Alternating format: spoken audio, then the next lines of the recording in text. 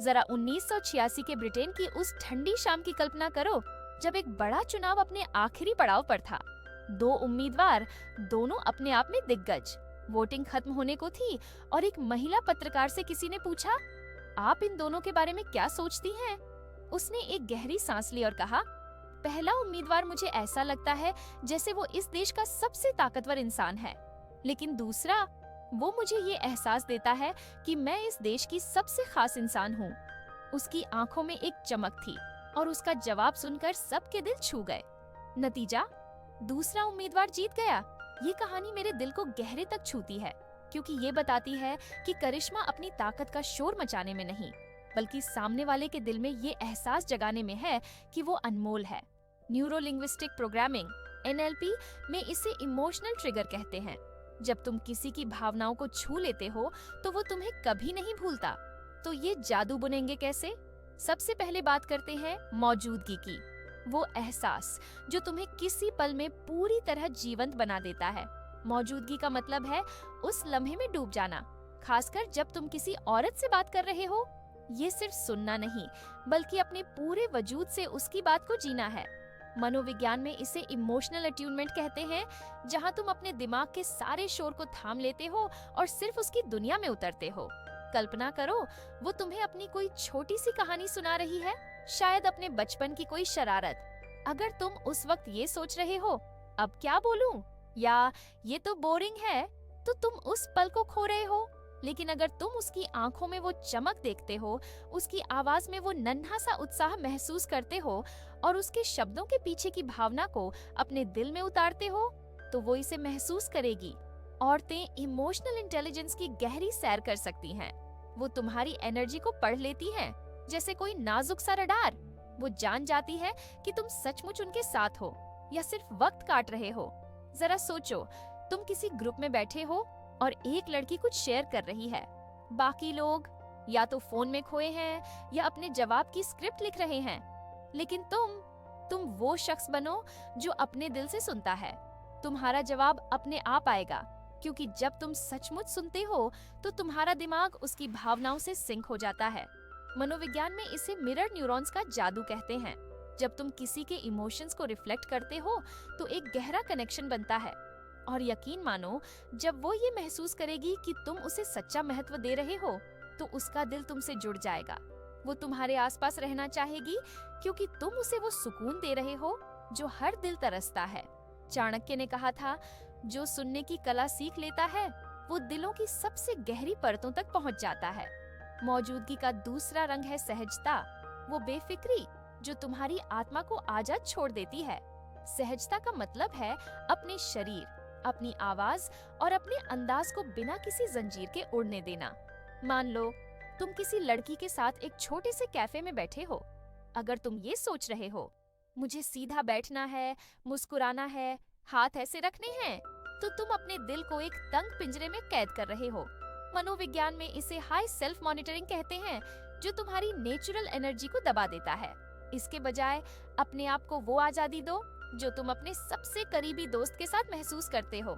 छींक आ रही है, छींक लो और हंसते हुए कहो, अरे ये तो मौसम की मेहरबानी है। मजाक सूझा? बोल दो, बिना ये सोचे कि क्या वो हंसेगी। बस इतना ध्यान रखो कि तुम्हारा मजाक किसी का दिल न दुखाए। उदाहरण के लिए, अगर तुम्हें लगता है कि तुम्हारी शर्ट थोड़ी उलझी हुई है, तो उसे बार बार ठीक करने की बजाय बेफिक्र रहो। ये छोटी छोटी हरकतें तुम्हारी नॉन वर्बल कम्युनिकेशन को रंग देती हैं।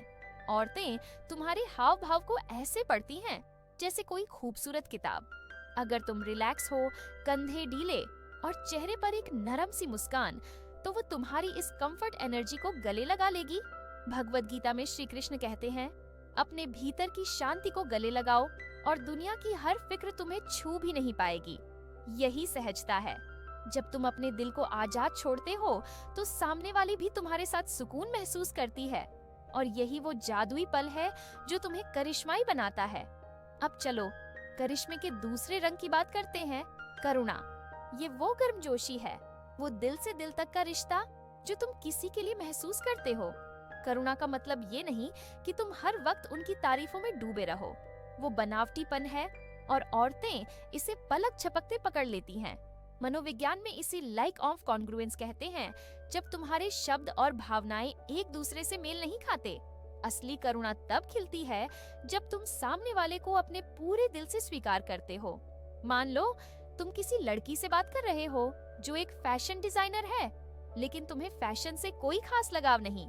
अगर तुम बाहर से तो सामान्य दिख रहे हो, लेकिन अंदर से सोच रहे हो ये तो वक्त की बर्बादी है, तो तुम्हारी वो निगेटिव एनर्जी उस तक पहुंचेगी। एनएलपी में इसे सबकॉन्शियस लीकेज कहते हैं। तुम्हारी छिपी भावनाएं बाहर झांकने लगती हैं। इसके बजाय अपने दिल को थोड़ा और खोलो। सोचो वो कितनी खूबसूरत आत्मा होगी जो कपड़ों में सपने बुनती है। ये पॉजिटिव रिफ्रेमिंग तुम्हारी एनर्जी को बदल देगी। वो इसे महसूस करेगी और बिना कुछ कहे उसका दिल तुमसे जुड़ जाएगा। गौतम बुद्ध ने कहा था, जो दूसरों में खूबसूरती देखता है वो अपने दिल में भी उसी खूबसूरती को पाता है। लेकिन अगर कोई इंसान सचमुच अच्छा नहीं है तो अपने दिल को बाउंड्रीज देना भी जरूरी है। पर नई मुलाकातों में हमेशा खुले दिल से जाओ। करुणा का दूसरा रंग है देने की खूबी। तुम किसी की जिंदगी में एक छोटा सा सितारा बन सकते हो, चाहे वो एक नरम सी सलाह हो, कोई छोटी सी मदद या बस एक हल्का सा मजाक जो उसके चेहरे पर मुस्कान बिखेर दे। लेकिन ये सच्चा होना चाहिए। मान लो वो कहती है, मैं एक अच्छा जिम ढूंढ रही हूँ।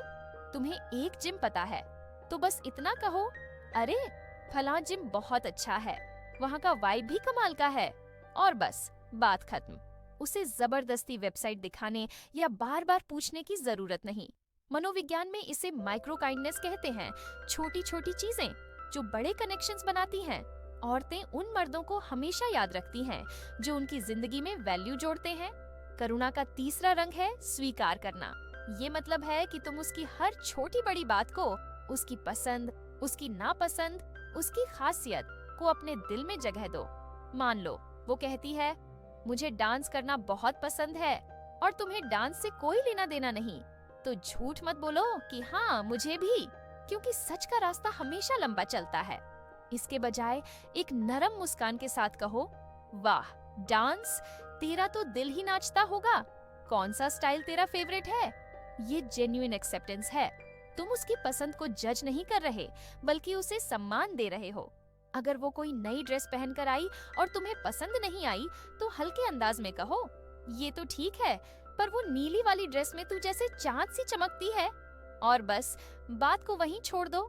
चाणक्य ने कहा था, सच्चाई और प्यार से कही बात हमेशा दिल की गहराइयों तक उतरती है।